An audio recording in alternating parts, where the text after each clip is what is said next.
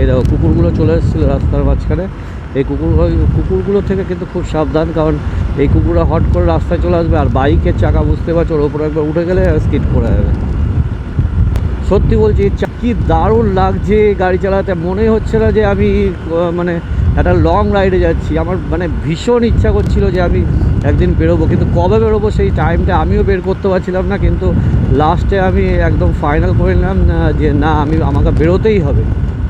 যার জন্য সবাইকে রাজি করিয়ে আমি বেরিয়ে পড়েছি আজকে। তো এখন আমার অফিস ছুটি নিয়ে বেরিয়েছি।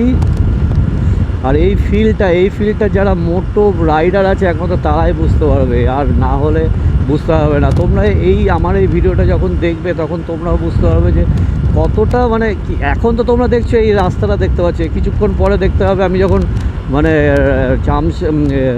ঝাড়খণ্ডের মধ্যে ঢুকে যাবো, তখন এই চারিদিকে পাহাড় আর পাহাড়। এই পাহাড়টা জন্যই আজকে এই রাইডটা করা। আমার মানে সত্যি বলছি, মানে অনেক দিনকার শখ ছিল যে আমি কবে রাইডে বেরোবো, পাহাড়ে যাব। তো পাহাড় বলতে এটা এমন বড় পাহাড় না, যেটা দার্জিলিং, কালিম্পং, গ্যাংটক এদিকে আছে ওই রকম বরফের না। এটা মানে এখানে শুধু জঙ্গল আর জঙ্গল, আর এই প্রাকৃতিক দৃশ্যটা দেখার জন্যই আজকে আমার এই ঝাড়খণ্ড ট্যুরটা করা।